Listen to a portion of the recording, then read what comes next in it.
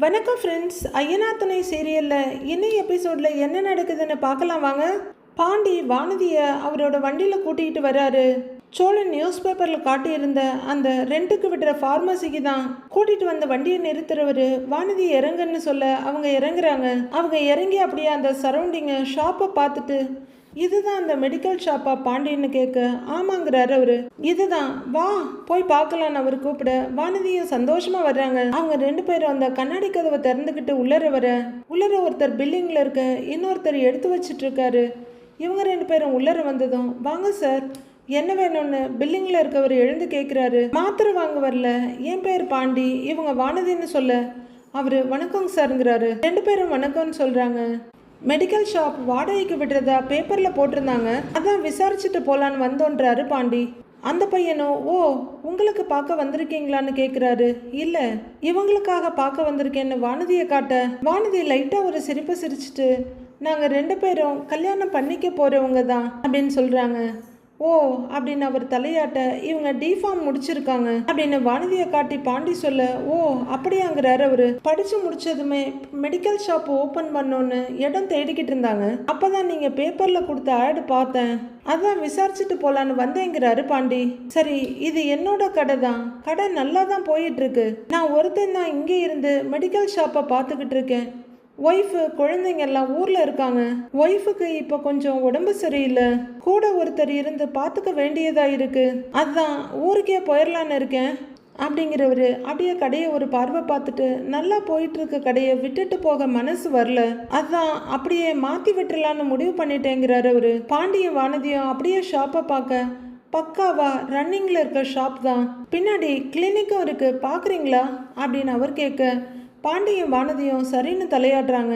Sir அப்படின்னு இன்னொருத்தர் கூப்பிட நீங்கள் மருந்து எடுத்து கொடுத்துருங்க நான் வந்துடுறேன் அப்படிங்கிறவர் வாங்கன்னு சொல்லிட்டு அந்த பக்கம் போகிறாரு. வானதியும் பாண்டியும் அடுத்த சைடு வர்றாங்க.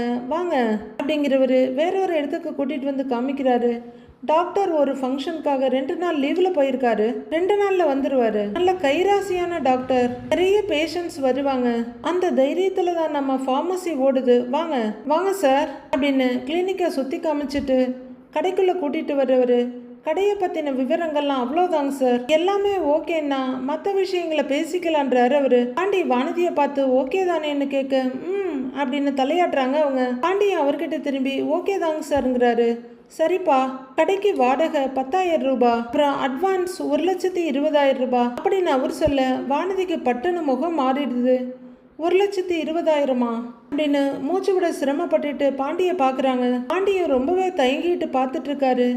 1 வருஷத்துக்கு அக்ரிமெண்ட் போட்டுக்கலாம், அப்புறம் கடையை நீங்கள் எப்போ வேணும்னாலும் டேக் ஓவர் பண்ணி நடத்தலாம் அப்படின்னு அவர் சொல்லிக்கிட்டு இருக்க பாண்டியும் வானதியும் மூச்சு கூட விட முடியாமல் அப்படியே ஒருத்தர் மாறி மாறி பார்க்குறாங்க. அவங்க ரெண்டு பேரும் ரொம்ப தயங்கிட்டு இருக்கத கடைக்காரரும் பார்க்குறாரு. கொஞ்ச நேரம் ரெண்டு பேரையும் பார்க்குறவரு ஆமாம் உங்களை எங்கேயோ பார்த்த மாதிரியே இருக்கே தம்பின்றாரு அவரு. நீங்களும் இந்த ஏரியாவான கடைக்காரர் கேட்க ஆமாங்க சார், நான் 2 ஸ்ட்ரீட் தள்ளி ஒரு மெக்கானிக் ஷாப் வச்சிருக்கேன் அப்படின்னு பாண்டி சொல்ல ஓ அது உங்க கடை தானா அப்படின்னு அவரு ரொம்ப ஆர்வமும் சந்தோஷமா கேட்க ஆமாங்கிறாரு பாண்டி. ஓ அதுதான் முகம் நல்ல பார்த்த முகமா தெரியுது, உங்க கடைக்கு ஒரு முறை வந்து வண்டியை சர்வீஸ் பண்ணியிருக்கேன், ஞாபகம் இருக்கா அப்படின்னு கடைக்காரர் கேட்க பாண்டி நேர்மையா யோசிச்சுட்டு தெரியலன்னாரு. அப்போ உங்ககிட்ட வண்டியை கொடுத்ததுலேருந்து இன்ன வரைக்கும் ஒரு சின்ன பிரச்சனை கூட வரல தம்பி, அவ்வளோ அருமையாக வேலை பார்த்துருக்கீங்க அப்படின்னு அவர் சொல்ல சார் தேங்க்ஸ் சார் அப்படின்னு பாண்டி நெகிழ்வா சொல்றாரு. அடுத்தடுத்து எங்கிட்டயே கொண்டு வாங்க அப்படின்னு பாண்டி சொல்ல எங்க தம்பி கடையை வாடகைக்கு விட்டாச்சுன்னா ஊரை பார்த்து போயிடலான்னு இருக்கிறேன், வண்டியை எடுத்துக்கிட்டு தான் போவேன், சென்னைக்கு வந்தேன்னா சொல்றேங்கிறாரு அவரு. சரிங்க சார் அப்படின்னு பாண்டி அடுத்து தயங்கிட்டு நிற்க அப்புறம் அந்த வாடகை அட்வான்ஸ் அதெல்லாம் ஓகேவா உங்களுக்கு அப்படின்னு கடைக்காரர் கேட்குறாரு. சார் நான் இப்போ தான் முறையாக ஒரு பிஸ்னஸ் ஸ்டார்ட் பண்ணுறேன், காலேஜ் முடித்த உடனேயே மெடிக்கல் ஷாப் வைக்கணுங்கிறது தான் என்னோட ஆசை அப்படின்னு வானதி சொல்லிட்டு இருக்க அப்படின்னு கேட்டுட்டு இருக்காரு அவரு. உடனே 1,20,000 கொடுக்கறது ரொம்ப கஷ்டங்க சார், எனக்காக கொஞ்சம் குறைக்க முடியுமாங்க சார் அப்படின்னு வானதி கேட்க கடைக்காரரு 2 பேரையும் மாறி மாறி பார்த்து யோசிக்கிறாரு. சரி, பார்க்க நல்ல ஆளுங்களாவும் இருக்கீங்க. உங்களுக்காக வேணும்னா அட்வான்ஸ் மட்டும் 1 லட்சமா வாங்கிக்கிறேன். ஆனா வாடகை 10,000 கொடுத்துருங்க. இதுக்கு மேலெல்லாம் குறைக்க முடியாதுப்பா அப்படின்னு அவர் சொல்லிட பாண்டி வானதியை பார்க்க, வானதியும் பாண்டியை பார்க்குறாங்க. வானதியும் லைட்டா யோசிச்சுட்டு ஓகே தான்னு தலையாட்ட அந்த அம்மனியோட பேச்சை நம்பி பாண்டியனும் ஓகே தாங்க சார்ன்னு சொல்றாரு. உங்களை மாதிரி இன்னும் 2 பேர் பேப்பர் ஆடை பார்த்து கால் பண்ணாங்கப்பா. ஈவினிங் வர்றேன்னு சொல்லியிருக்காங்க.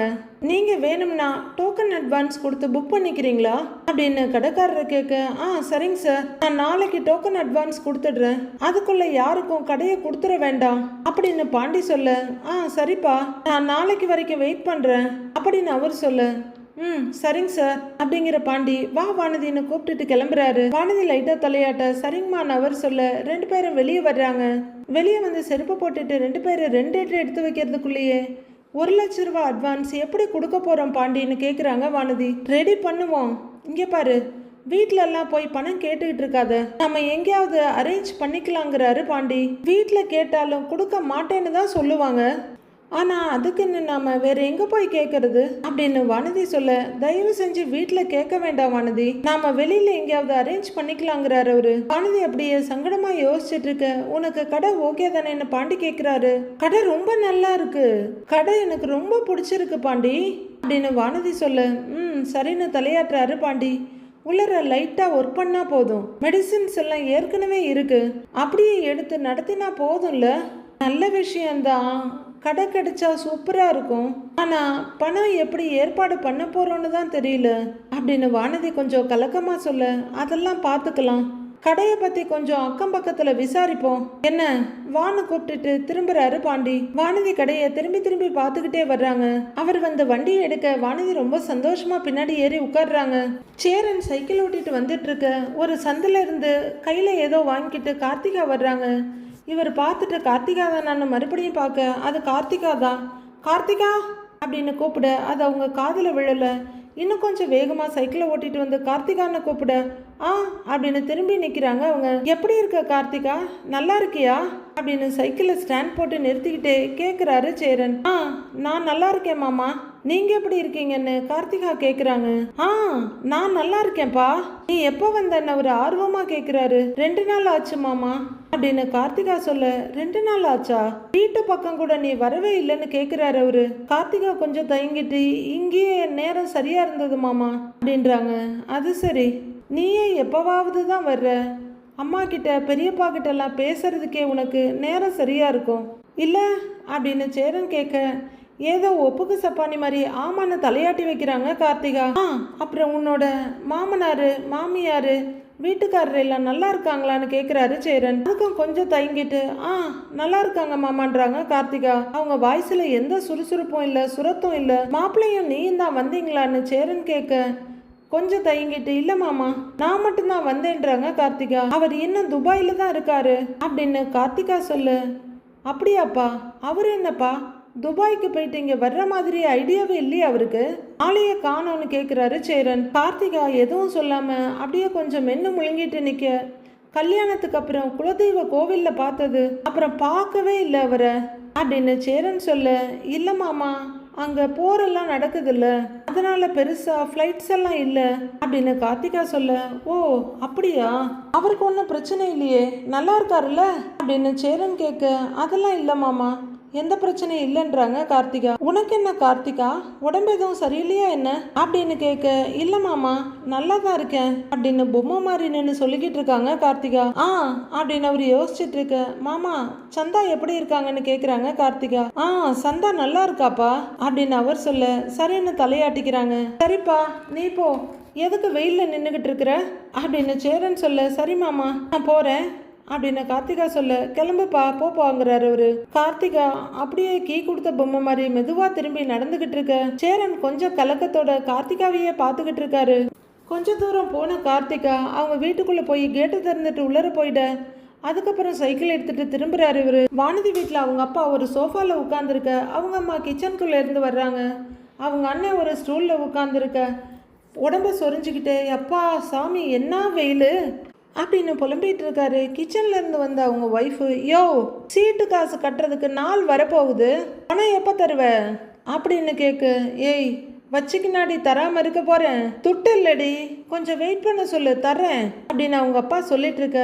வானதி அப்படியே ஒரு பார்வை பார்த்துக்கிட்டு வீட்டுக்குள்ள வர்றாங்க. வர்றவங்க பேக் அப்படியே கழட்டி அங்கே ஓரத்தில் வச்சுட்டு எல்லாரையும் ஒரு பார்வை பார்த்துட்டு, எல்லாரும் வீட்டில் தான் இருக்கீங்களான்னு கேட்குறாங்க. என்ன பேசிக்கிட்டு இருக்கீங்க எல்லாரும் அப்படின்னு அப்பாவியா கேட்க. என்னடி ஈன்னு இழிச்சுக்கிட்டு வர்ற, ஏதாவது ஏழ்றையை இழுத்துக்கிட்டு வர்றியா என்ன அப்படின்னு வானதியோட அம்மா கேட்குறாங்க. என்னம்மா நான் சிரிக்க கூட கூடாதா, எப்போ பாரு நீ இப்படியே சொல்லிக்கிட்டு இருக்கிற, நான் ரொம்ப நல்ல பொண்ணுமா அப்படின்னு வானதியை அவங்களுக்கு சர்டிஃபை பண்ணிக்கிறாங்க. ஆமாம் நீ சொன்னதை தண்ணியில் தான் எழுதி வைக்கணும், பிசாசுடி நீ அப்படிங்கிறாரு அவங்க அண்ணன். நீ வாயை மூடிக்கிட்டு சும்மா இரு அப்படின்னு வானதி அவங்க அண்ணங்கிட்ட பாஞ்சிட்டு இருக்க.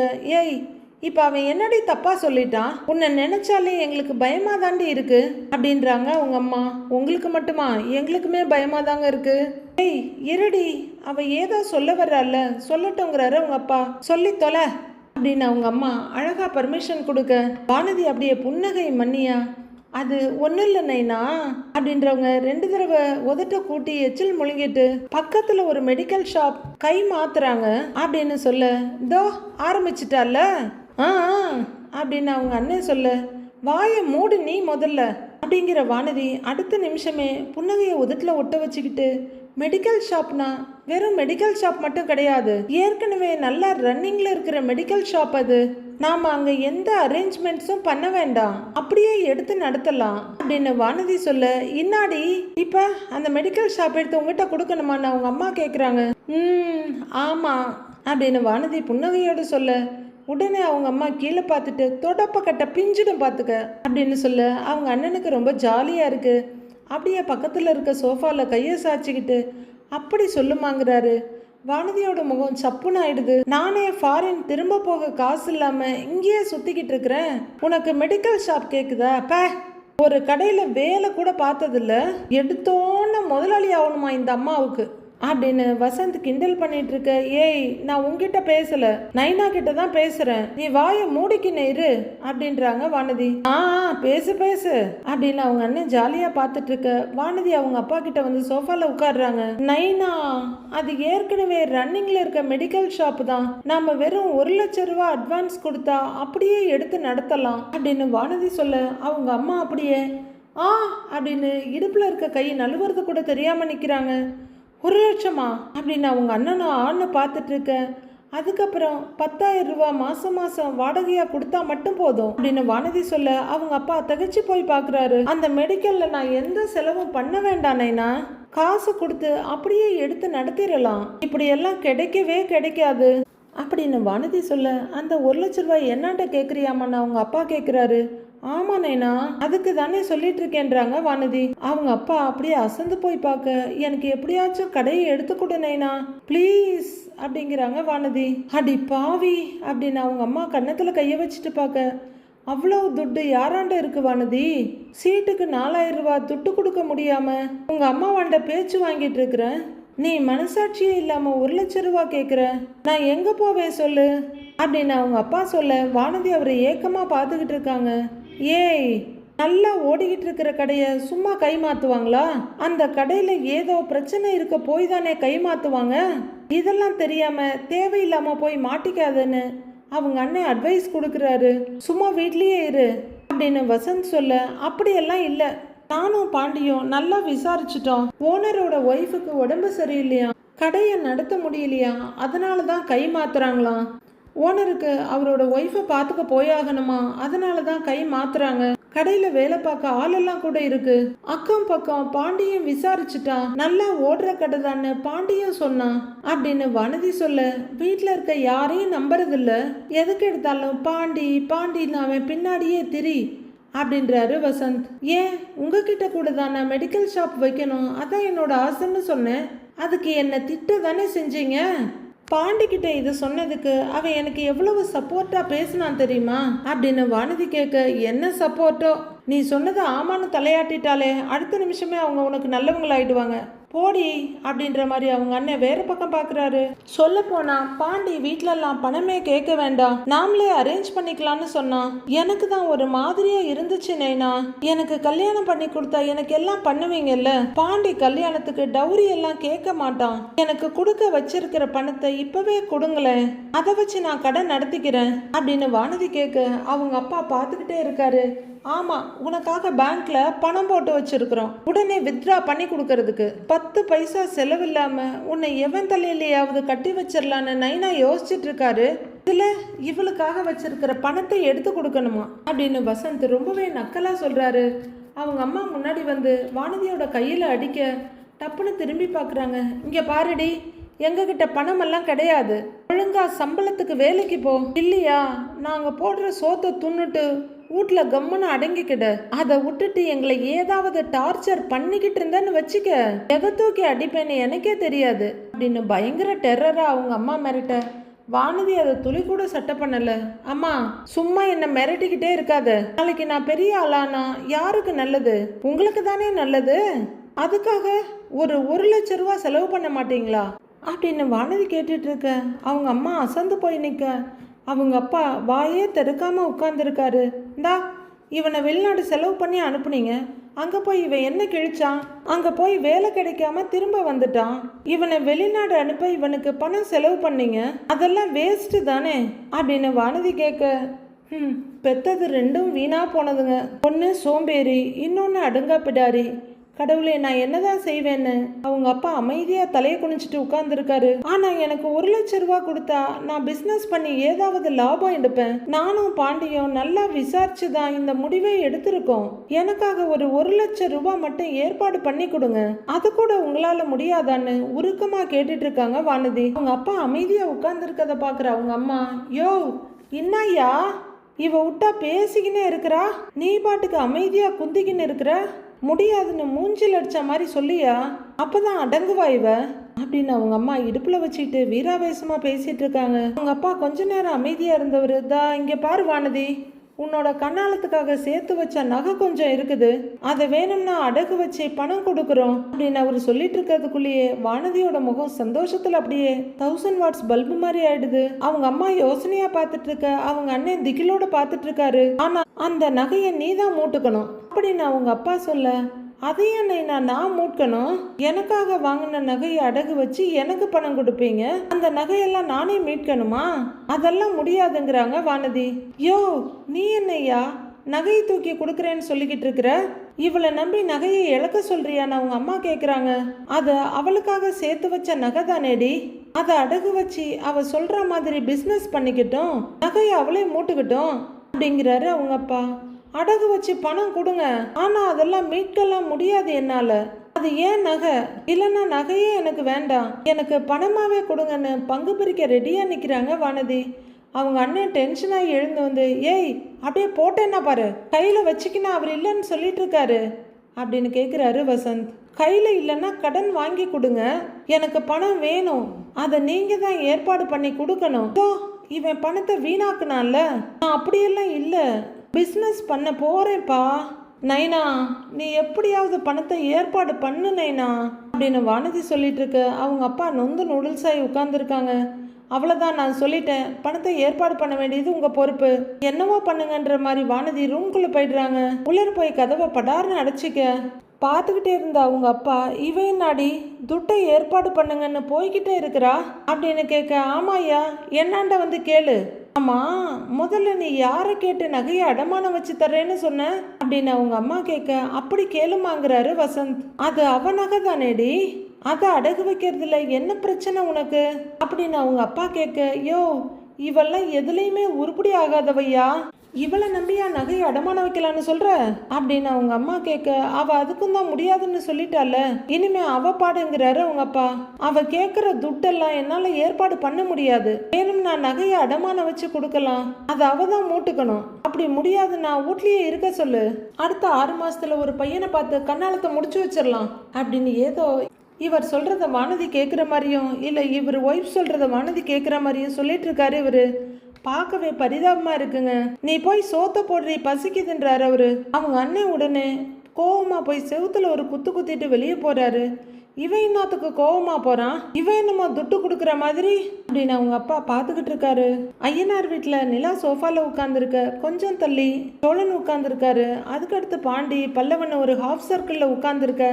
இங்க பாரு, இது நல்லா இருக்குல்ல அப்படின்னு சோழன் போட்டோவை காட்ட 3 பேரும் சிரிச்சிட்டு இருக்கிறாங்க.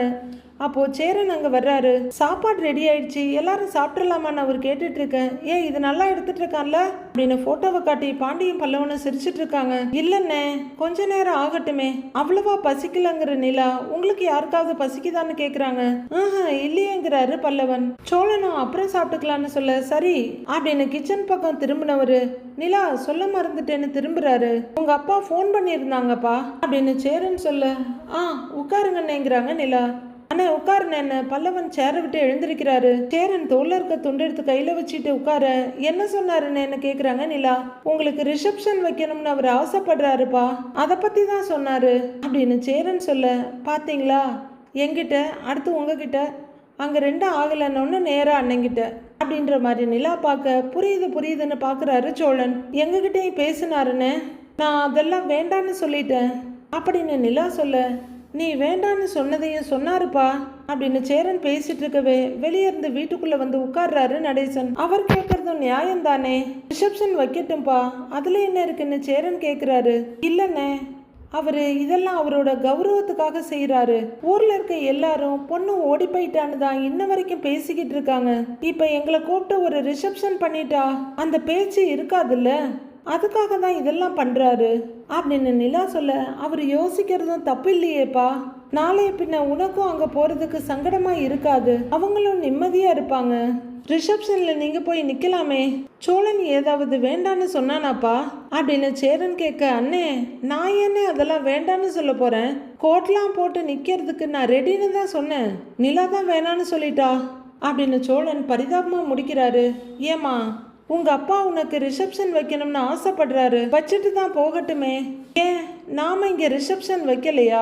இந்த நன்றி கேட்ட ஊர் ஜனங்கள் எல்லாம் கூப்பிட்டு வச்சு ரிசப்ஷன் வச்சோம். உங்க அப்பா அந்த ஊருக்கே பெரிய ஆளு, தான் பிள்ளைக்கு கல்யாணம் ஆயிடுச்சு, அதை ஊருக்கெல்லாம் சொல்லணும்னு அவர் ஆசைப்பட மாட்டாரா? வச்சுட்டு போகட்டுமே அப்படிங்கிற நடேசன். ஆமா, ரிசப்ஷன்ல பிரியாணி போடுவாரான்னு கேக்குறாரு. ஐயோ அங்கிள் அப்படின்னு பாக்குறாங்க நிலா. இன்னைக்கு பண்டாரம்னு முணுமுணுக்கிறாரு பல்லவன். நிலா ஓகேன்னு சொல்லுப்பா அப்படின்னு சேரன் சொல்ல. நிலா பயங்கரமா யோசிக்கிறாங்க. பல்லவன் பாண்டி எல்லாருமே நிலாவோட முகத்தைய ஆர்வமா பாத்துக்கிட்டு இருக்க. இல்லண்ணே, அப்பா எங்க கல்யாணத்துக்கு ஒத்துக்கிற ஐடியாவிலேயே இல்ல, என்னை எப்படியாச்சும் இங்க இருந்து கூட்டிட்டு போயிடணும்னு தான் நினைச்சாரு.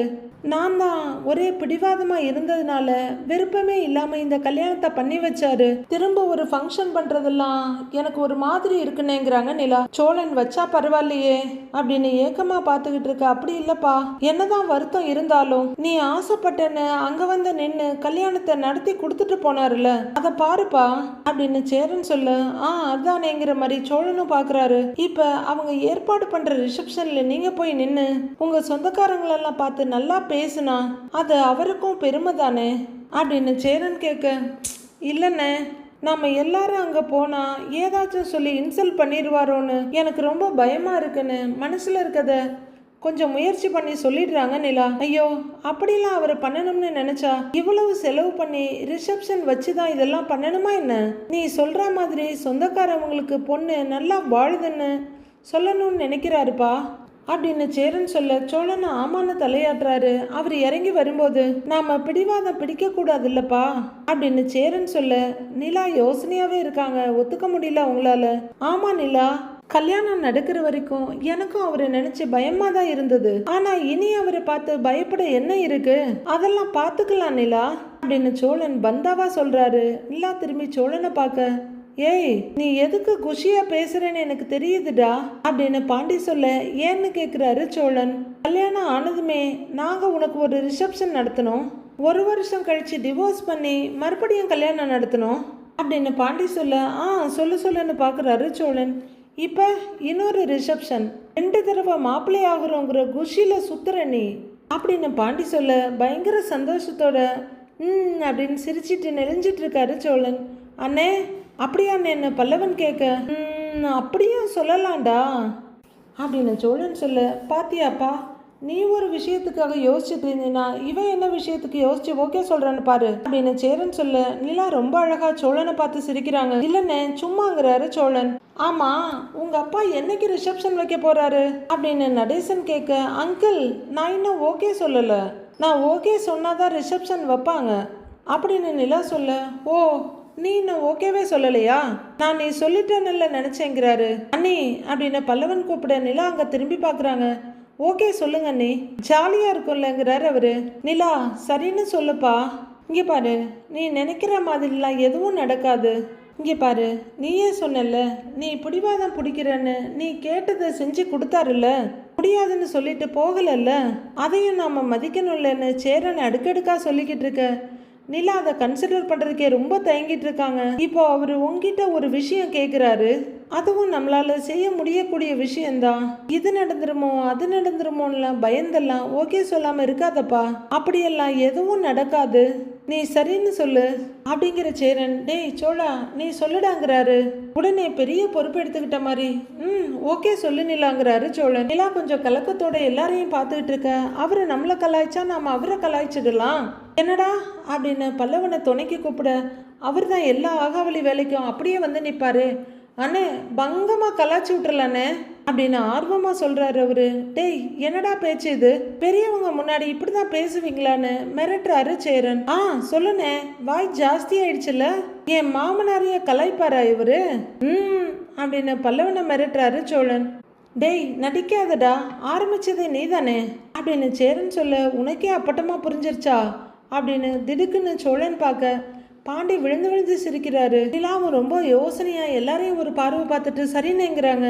இங்கே எல்லாரும் சொல்றதுனால நான் இதுக்கு ஓகே சொல்றேன் அப்படின்னு நிலா சொல்ல எல்லாருக்குமே ரொம்ப சந்தோஷமாயிடுது. அண்ணே ரிசப்ஷன்ல நீ மட்டும் தான் கோட்டு போடணுமா என்ன அப்படின்னு பல்லவன் கேட்குறாரு. ஏய் அதெல்லாம் நீயும் போடலான்டாங்கிறாரு அவரு. வேணும்னா நம்ம 4 பேருமே கோட் போட்டுக்கலாம் சரியான்னு சோழன் கேட்க, ஏய் 5 பேத்துக்கா சொல்டா, நான் போட மாட்டேனாங்கிறாரு நடேசன். நீங்க கோட் போட போறீங்களா அங்கிள் அப்படின்னு நிலா ஆச்சரியமா கேட்க, ஏன் நான் போடக்கூடாதான்னு அவர் கேட்குறாரு. யார் சொன்னா, இவங்களை விட கோட் போட்டா உங்களுக்கு தான் ஹேண்ட்ஸமா இருக்கும்னு நிலா சொல்ல, அப்படி சொல்லுமா அப்படின்னு ஆனந்தப்படுற நடேசன். டேய் கேட்டீங்களா அப்படின்னு சந்தோஷப்பட அங்க எல்லார் முகத்திலையும் ஒரே புன்னகையா மலர்ந்து நிக்குது. ராத்திரினா பகல் வரும், அமைதி இருந்த அலையடிக்கும். இந்த நியதிக்கு ஏற்ப ஐயனார் குடும்பம் ரொம்பவே சந்தோஷமா இருக்காங்க. அதுக்கு ஆப்போசிட்டா கார்த்திகா ரொம்பவே வருத்தமா இருக்காங்க. அங்க என்ன நடக்குதுன்னு தெரியல. இவங்க சந்தோஷம் இப்படியே நீடிக்குமா, இல்ல மனோகர் பெருசா ஏதாவது திட்டம் வச்சிருக்காரா அப்படின்றத வர்ற எபிசோட்ல பார்க்கலாம் ஃப்ரெண்ட்ஸ்.